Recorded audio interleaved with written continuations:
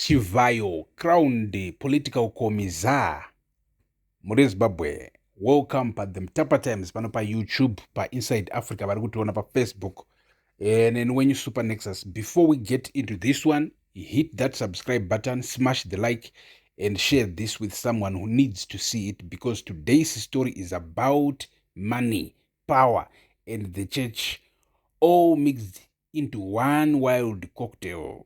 This is the Mtapa Times muri Zimbabwe, fearless, bold, no filter. Let's get into it. So, here is the story that's got people talking this week. President Mnangagwa stood up at a church gathering in Highfield.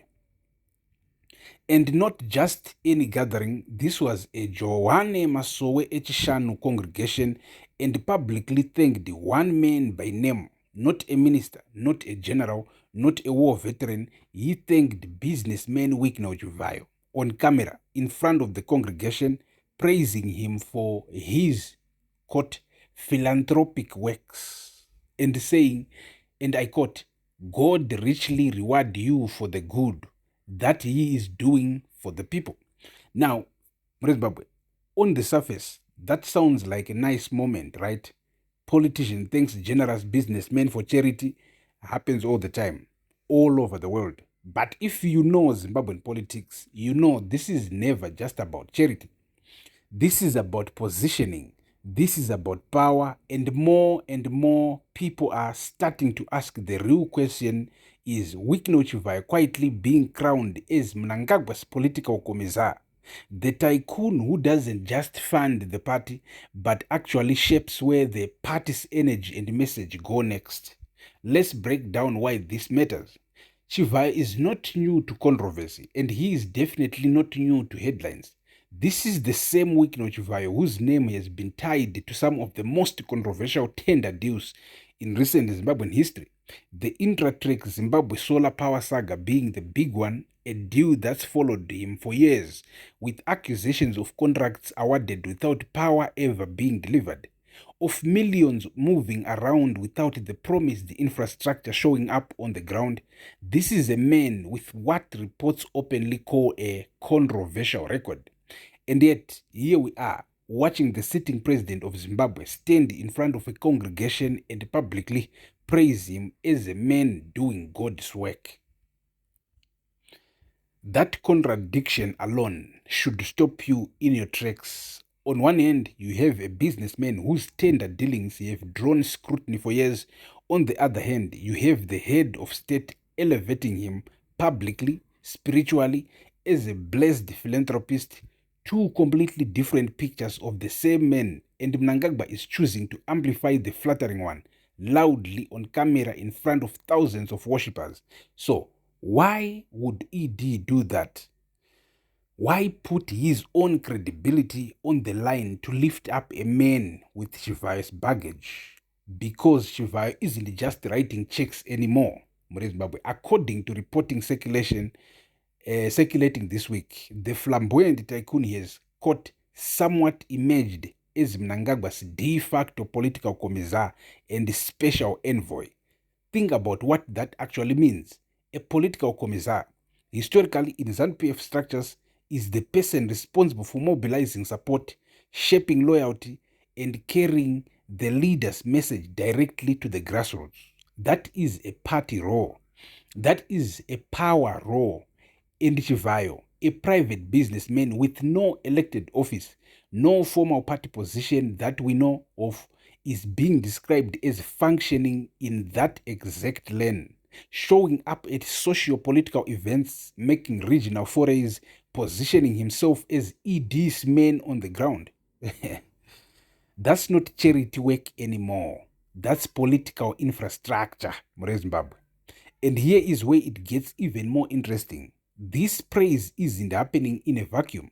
It's happening right after CAPE 3 was signed into law, right after Mnangagwa secured his path to 2030, right in the middle of a period where Bloomberg itself has reported that, and I quote, rewards start to flow for the people who begged the constitutional extension.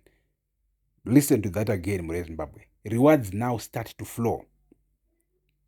If the rewards are flowing to the loyalists who helped push Cape 3 through and Chivayo is being publicly elevated at exactly this moment, you have to ask, is this praise actually a receipt?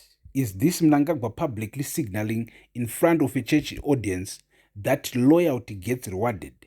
And Chivayo is exhibit number one. Now, let's talk about the church angle specifically, because that matters too. Chivayo, choosing to praise Chivayo inside a Johanne Masowe Echishanu gathering is not a random choice. Apostolic sects carry massive numbers, massive influence, especially in mobilizing rural and urban working class support. If Chivayo is being positioned as the bridge between State House and these congregations, the man handing out the hampers, funding the good causes, standing next to the president as a blessed benefactor, that is deliberate. That is building a base. That is turning a controversial tenderpreneur into a spiritual political symbol that ordinary people are told to see as untouchable, as blessed, as beyond reproach. Oh. Think about what that does to public scrutiny. How do you investigate a man's tender dealings when the president himself has already told a room full of worshippers that God is rewarding him for his good works? You have essentially wrapped the controversy in a spiritual shield. Criticize Chivayo now, and to some of these congregants, you are not just criticizing a businessman, you are criticizing someone the president himself declared blessed. That's a powerful and honestly dangerous political tool if it's true. And we have seen this movie before in ZANU-PF politics. Many who move from behind the scenes. Money men. Money men.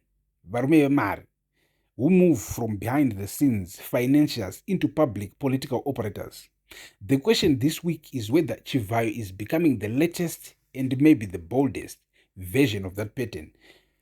A man whose business dealings alone would usually draw serious questions, being repositioned instead as a religious philanthropist and political envoy, immune to the criticism a normal tenderpreneur would face.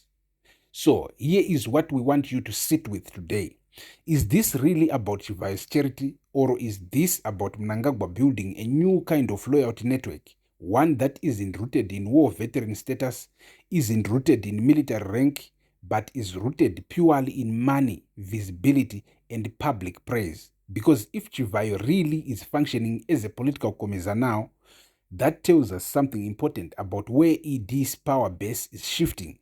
Away from the old guard, away from the men who fought in the bush and the men who stood behind tanks in 2017, toward the men who can move cash, move crowds, and move loyalty on command. And if that's the direction things are heading, what does that mean for everyone else competing for influence inside ZANU-PF? What does it mean for a man like Chiwenga, whose entire power base is built on military and war veteran loyalty, not cash and congregations? Drop your thoughts below. Moria Zimbabwe.